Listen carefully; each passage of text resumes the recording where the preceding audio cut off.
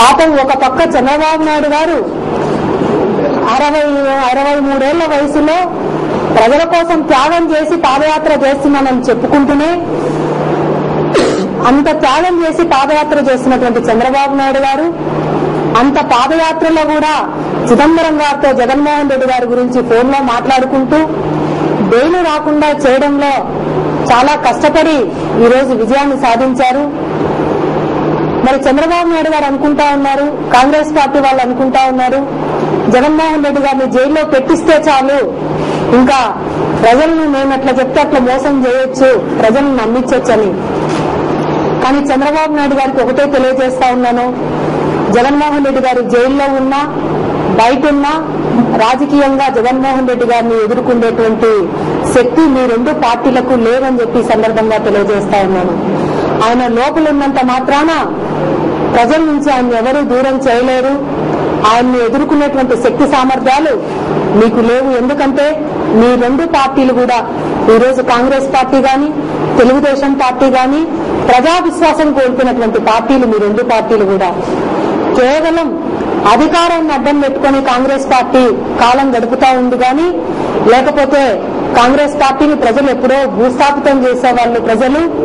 ఈరోజు రెండు పార్టీలు కూడా ప్రజా విశ్వాసం కోల్పోయి మీరు జగన్మోహన్ రెడ్డి గారిని ఏదో జైల్లో పెట్టించి ఏదో సాధించామనుకుంటా ఉన్నారు.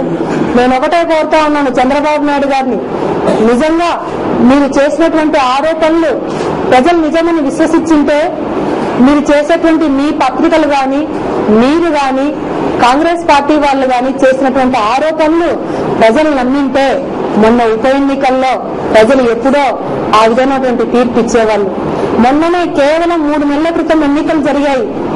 మీరు చేసినటువంటి ఏ ఒక్క ఆరోపణలు ప్రజలు నమ్మలేదు. మీరు కోలుకోలేనంత దెబ్బ ప్రజలు తీశారు. మీరు చేసే పిచ్చి ఆరోపణలకు గాని మీరు చేసే కుళ్ళు కుతంత్రాలకు గాని మొన్న ఉప ఎన్నికల్లోనే ప్రజలు తీర్పిచ్చారు. సగం నియోజకవర్గాల్లో కాంగ్రెస్ పార్టీకి డిపాజిట్ పోగొట్టే ప్రజలు, సగం నియోజకవర్గాల్లో తెలుగుదేశం పార్టీకి డిపాజిట్ పోగొట్టారు ప్రజలు. అయినా కూడా మీ ఆలోచన విధానంలో ఎక్కడ కూడా మార్పు రావటం లేదు. కేవలం కుళ్ళు కుతంత్రాలు మ్యానిపులేట్ చేస్తే ప్రజలు ఓటేస్తారని మీరు నమ్ముతా ఉన్నారు. ఇంకా ఈ రోజు మీరు పాదయాత్ర చేస్తా ఉన్నారు. ఎవరి కోసం చేస్తా ఉన్నారు పాదయాత్ర? ఏ రాజకీయ నాయకులైనా కూడా నాకు తెలిసి పాదయాత్ర సహజంగా పదవుల కోసమే చేస్తారు. కానీ మీరు దాన్ని ఆ విధంగా కాకుండా మీరు చేసేటువంటి పాదయాత్రలో కూడా ఏదో ప్రజల కోసం త్యాగం చేసి పాదయాత్ర చేస్తానని చెప్తా ఉన్నారు. మీకు ఎప్పుడు కూడా మీ 9 సంవత్సరాల పరిపాలన మీకు నీడలాగా వెంటాడుతూ ఉంటుంది చంద్రబాబు నాయుడు గారు అని తెలియజేస్తా ఉన్నాను. ఏమని చెప్తా ఉన్నారు పాదయాత్రలకు పోయి ప్రజలకు? పేపర్లో చూస్తా ఉన్నాం, అయ్యో ఇంకా మరుగుదొడ్లు లేవా అని అడుగుతా ఉన్నారు. అయ్యో ప్రజలు ఇంకా ఈ పరిస్థితుల్లోనే ఉండారా, రైతులు ఇంకా అప్పుల్లోనే ఉండారా అని అడుగుతా ఉన్నారు. మీరు అధికారం చలాయించినటువంటి వ్యక్తి కాదు మీరు అలాంటి ప్రశ్నలు వేయడానికి. 9 సంవత్సరాలు ముఖ్యమంత్రిగా ఉన్నారు మీరు. మీరు మరుగుదొడ్లు కట్టిస్తా ఉంటే ఎవరైనా అడ్డొచ్చి కూల్చారా మీ మరుగుదొడ్లను? మీరు రైతులకు మేలు చేస్తా ఉంటే ఎవరైనా అడ్డొచ్చారా మీకు?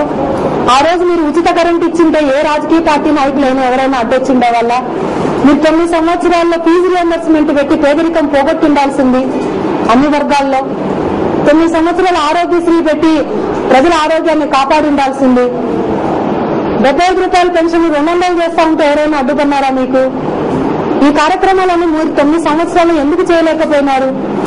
మరి ఇప్పుడు ఏదో కొత్తగా ప్రజల సమస్యలు ఉన్నట్టు మీ 9 సంవత్సరాల్లో ప్రజలకు ఏ సమస్యలు లేకుండా ప్రజలంతా చాలా ఆనందంగా ఉన్నారు ఆ రోజు అని మీరు చెప్తా ఉంటే చాలా హాస్యాస్పదంగా ఉంది చంద్రబాబు నాయుడు గారు.